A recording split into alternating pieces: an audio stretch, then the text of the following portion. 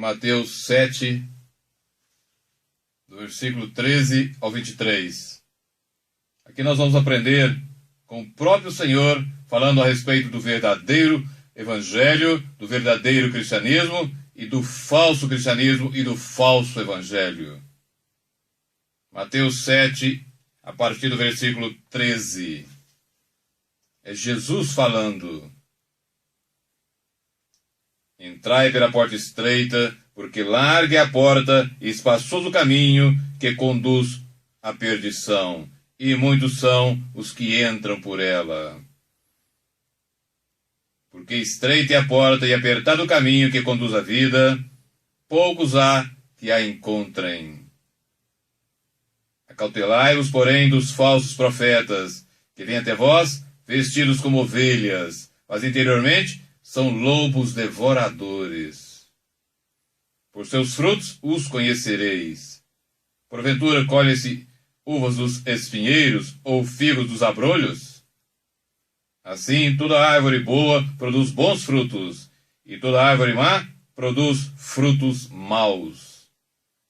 Não pode a árvore boa dar maus frutos, nem a árvore má dar frutos bons. Toda árvore que não dá bom fruto, corta-se e lança-se no fogo. Portanto, pelos seus frutos os conhecereis.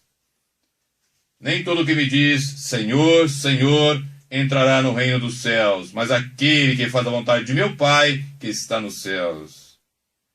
Muitos me dirão naquele dia, Senhor, Senhor, não profetizamos nós em teu nome? E em teu nome não expulsamos demônios? E em teu nome não fizemos muitas maravilhas? Então lhes direi abertamente, nunca vos conheci. Apartai-vos de mim, vós que praticais a iniquidade. O último versículo. Então lhes direi abertamente, nunca vos conheci. Apartai-vos de mim, vós que praticais a iniquidade. Deixe a sua Bíblia aberta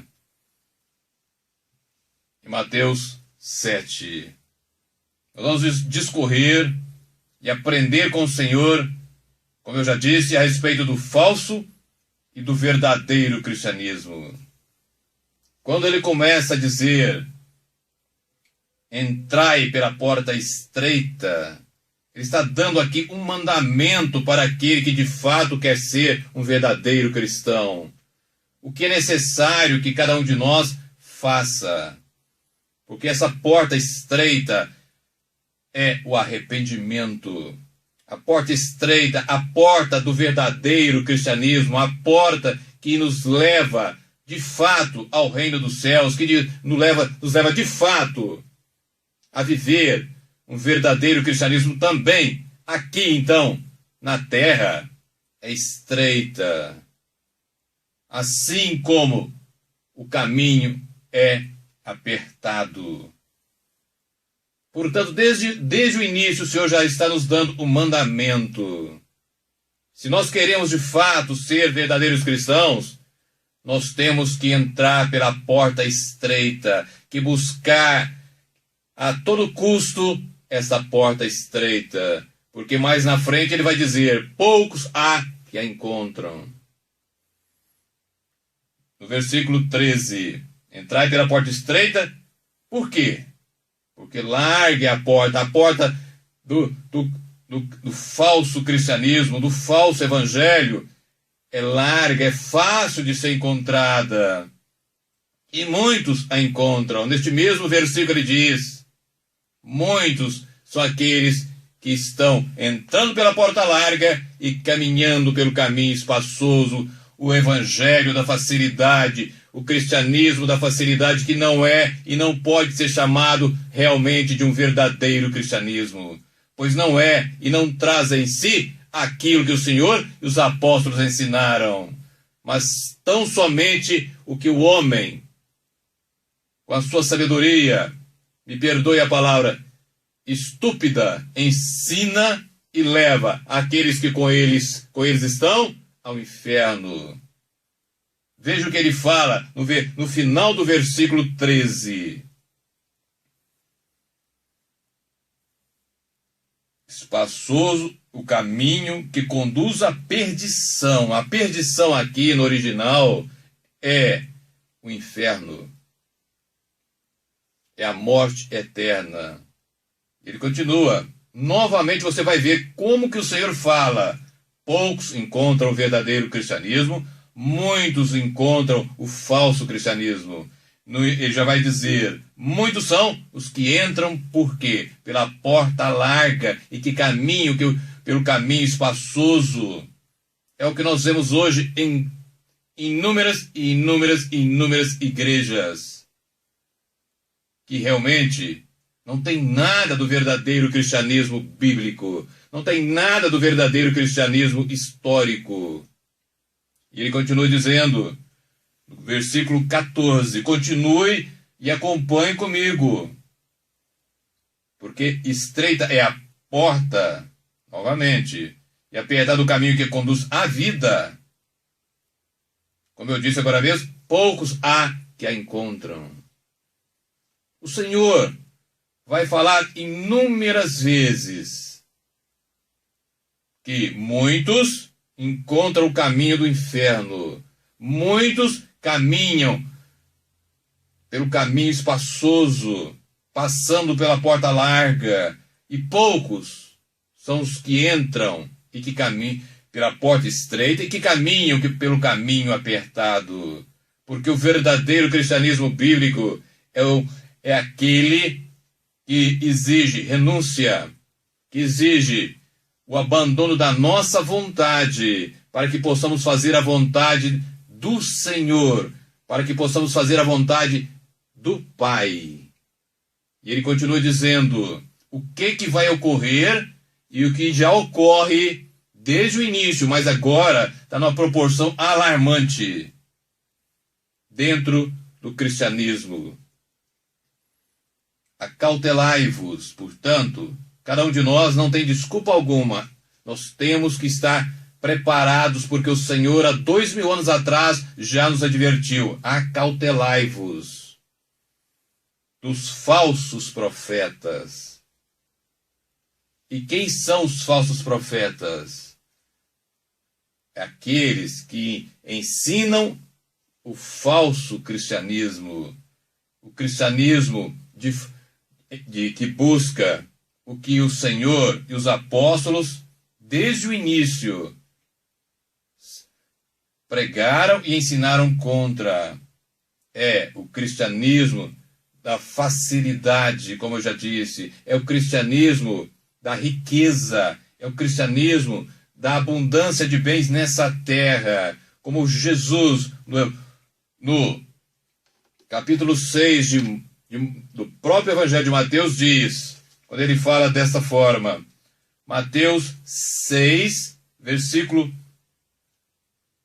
24. Ninguém pode servir a dois senhores, porque ou há de odiar a um e amar o outro, ou se dedicará a um e desprezará o outro. Não podeis servir a Deus e a Mamon. E Mamon é um termo aramaico que significa muitas riquezas. Você não pode servir a Deus e ao mundo. Você não pode servir a Deus e às riquezas.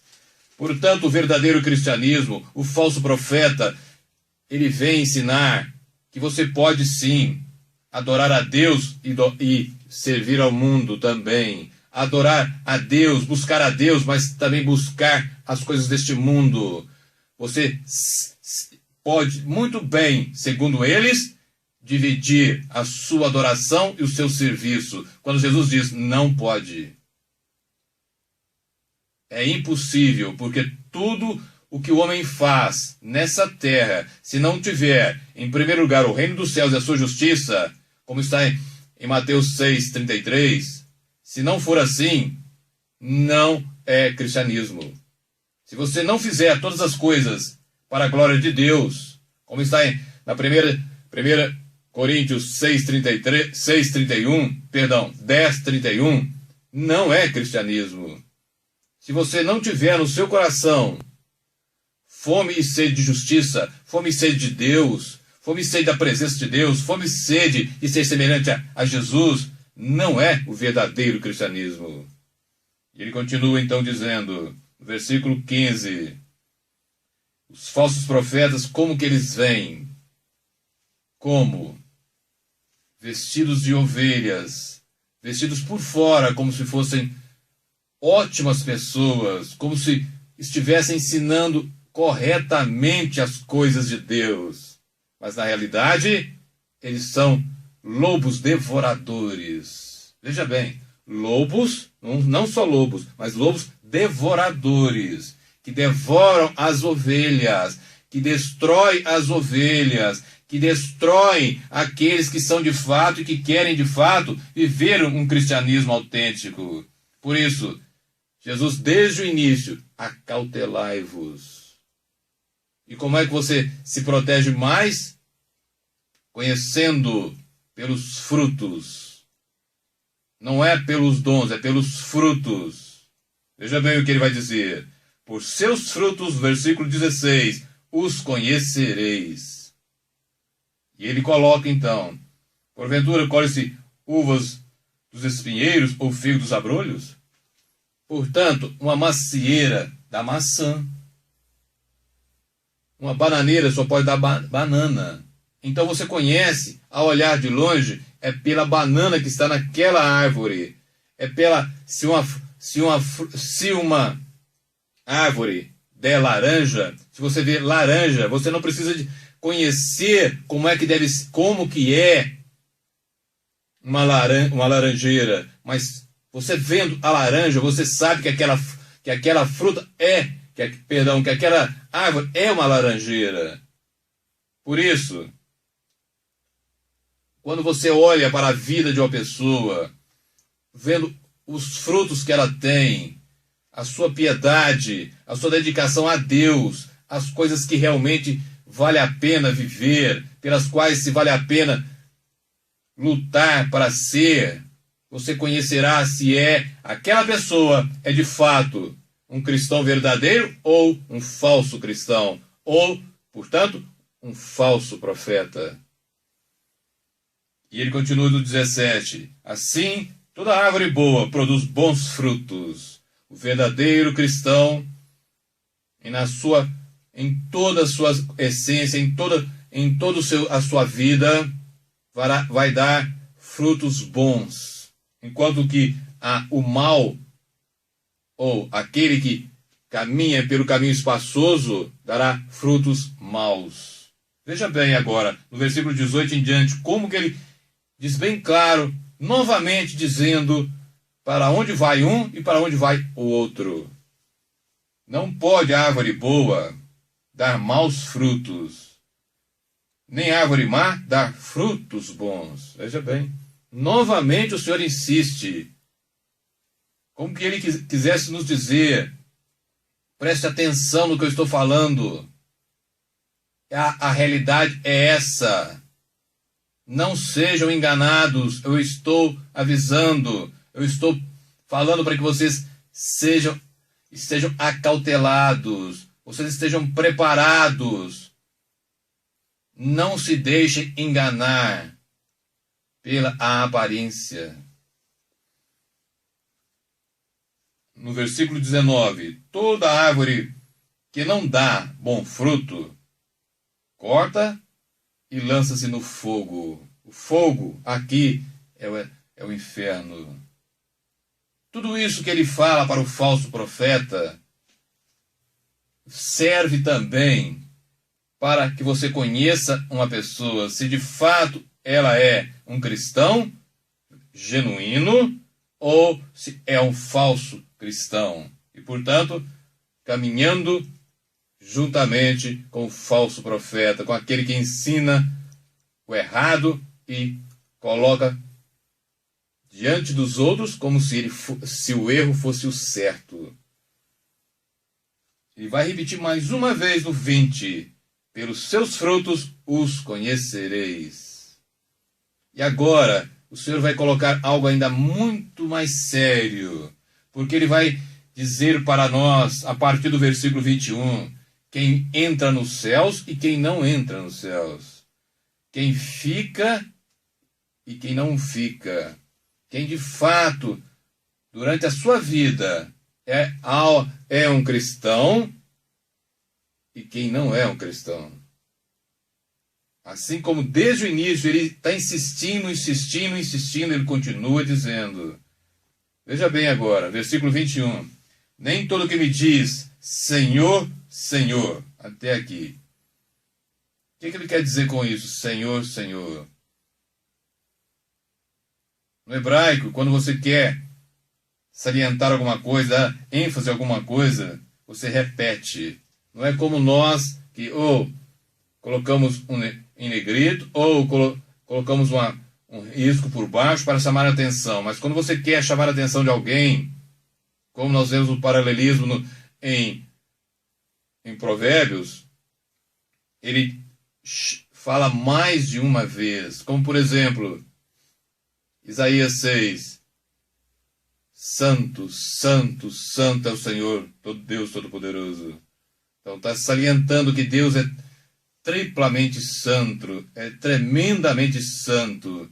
E quando ele está dizendo aqui, Senhor, Senhor, está dizendo aquele que professa o nome dele, aquele que para todos é tido como cristão, para todos aquela pessoa o tem de verdade como Senhor. Não é somente aquele que uma vez ou outra disse que era cristão, mas é aquele que vive realmente como se fosse cristão. Veja bem o que eu estou dizendo, como se fosse cristão. Mas na realidade não é. Por quê? Ele vai continuar dizendo.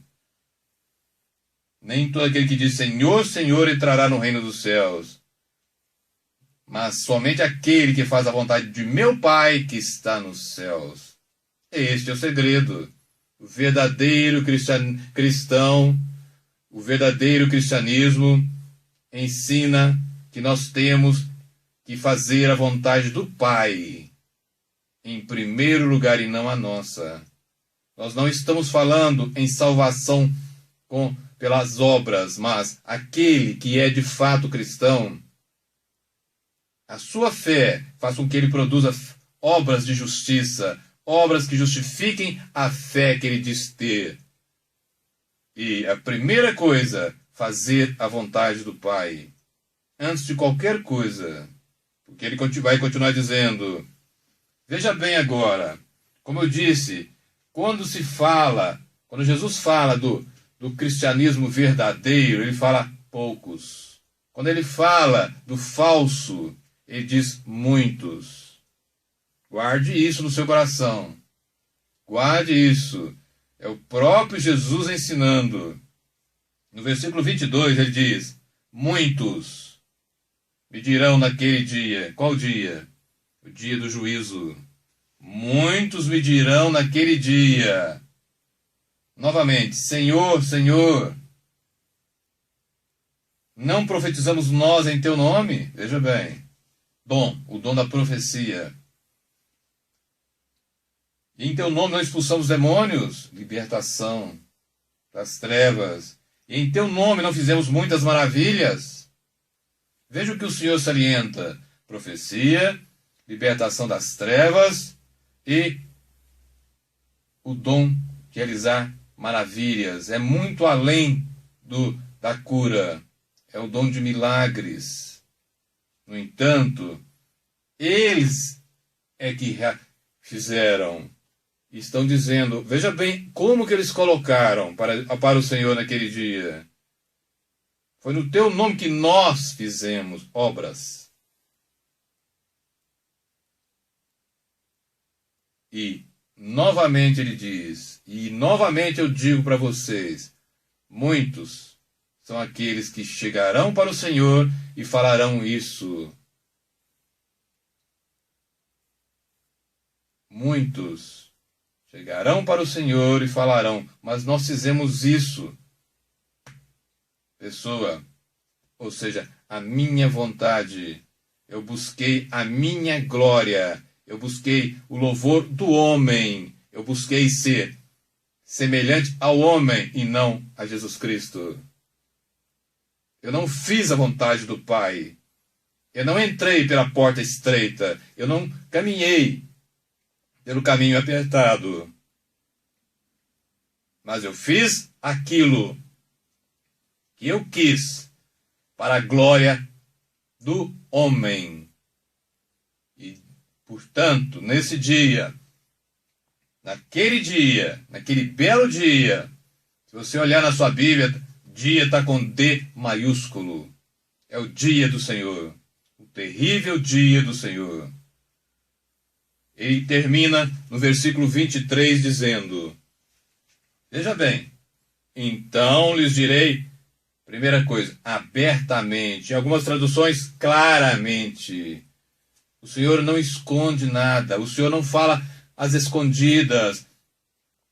Ele diz, falarei abertamente.